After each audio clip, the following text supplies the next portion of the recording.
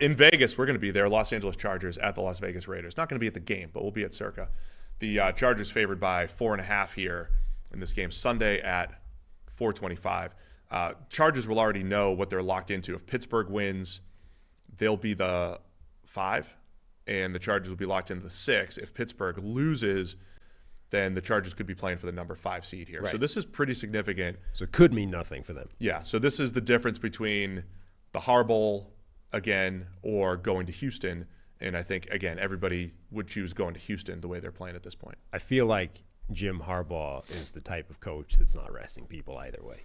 Like, even if they find out they're not playing for anything, they're still, like, he's Dan Campbelling this thing. He's like, no, we're playing hard, boys. We're going in on the right note. He's not going like, we don't have anything to play for anymore. Everyone's sitting. That's a good point. Like, he's sending out Justin Herbert with his 17 injuries and saying, dude, this is a game like any other. Suck it up and get out there, and giving him the hits on the shoulder pads before he goes. He's not being like, Justin, good news, sir. We're not playing for anything. It's time to get in the cotton wool.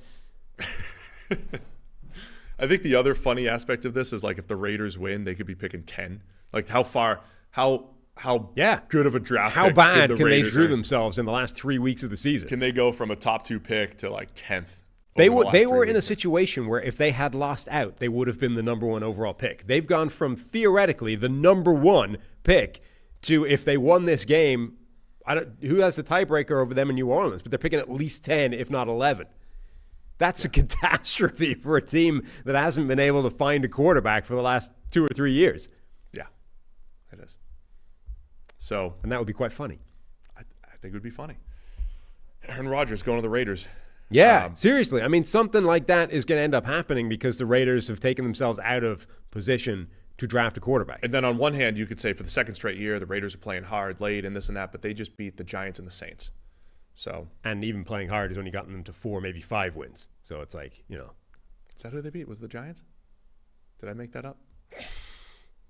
Did I make that up? let me double check what I just said. Jacksonville, that's what I meant, yeah. Either way, two teams battling for the top picks. They just beat the Jaguars and the Saints. Those are their 2 wins, their first 2 wins since week 4 against the Browns. Actually, when you start adding this up, they've beaten the Browns, Jags, and Saints, all teams picking in the top 10. And they also beat the Ravens, of course, back in week 2. And they're one of the few weeks. This is why week 1 and 2 analysis is always ridiculous, because you've got the Bengals losing to the Patriots, who look like the worst team in football. And then in week 2, you have the Raiders beating the Ravens, who right now look like the best team in football, or one of them. Neither of those games makes any damn sense. We should just skip them. They should be our bye weeks. We're back in week 3.